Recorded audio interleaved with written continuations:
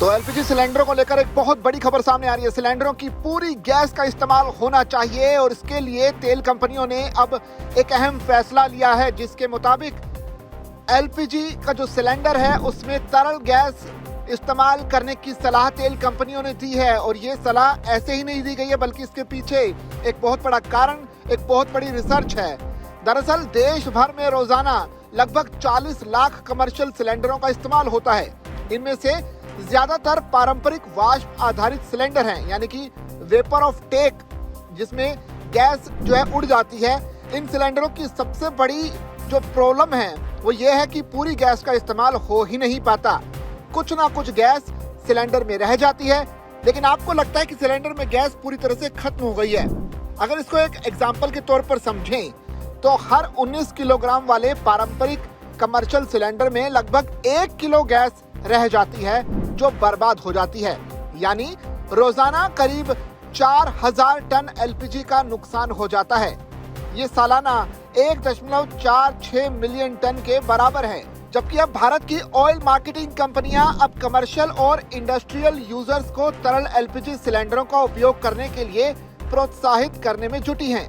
ये कदम देश में ईंधन की बर्बादी को कम करने और दक्षता बढ़ाने की दिशा में एक महत्वपूर्ण पहल मानी जा रही है, खासकर तब जबकि पूरी दुनिया पर गैस की सप्लाई को लेकर चिंताएं मंडरा रही हैं।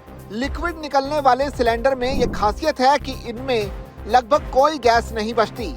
इसका मतलब यह है कि यूजर को अपनी खरीदी गई हर बूंद गैस का पूरा लाभ मिलता है। ये तकनीकी बदलाव न केवल अधिक किफायती है, बल्कि ज्यादा सुरक्षित भी माना जाता है। अगर सभी कमर्शियल यूजर इस नई व्यवस्था को अपना लें तो देश को सालाना लगभग 21,900 करोड़ रुपए की बचत हो सकती है। यह आंकड़ा पुणे गैस सिस्टम्स ने पेट्रोलियम मंत्री हरदीप सिंह पुरी को लिखे एक लेटर में सामने लाया है। दोनों सिलेंडरों के दाम में कोई अंतर नहीं है।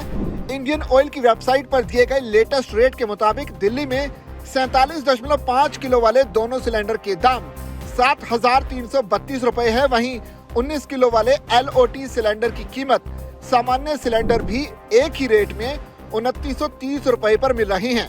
ऑयल मार्केटिंग कंपनियों ने 47.5 किलोग्राम वाले लिक्विड सिलेंडर को 2007 में ही अपनी प्रोडक्ट लिस्ट में शामिल कर लिया था।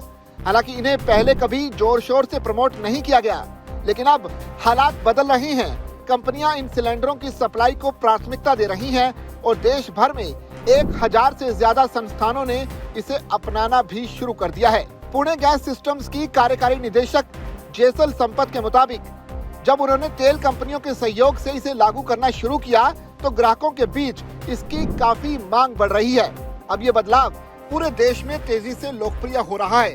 यानी एक छोटा सा बदलाव जो आपके सिलेंडर में यूज होने वाली गैस का पूरा उपयोग कर सकता है।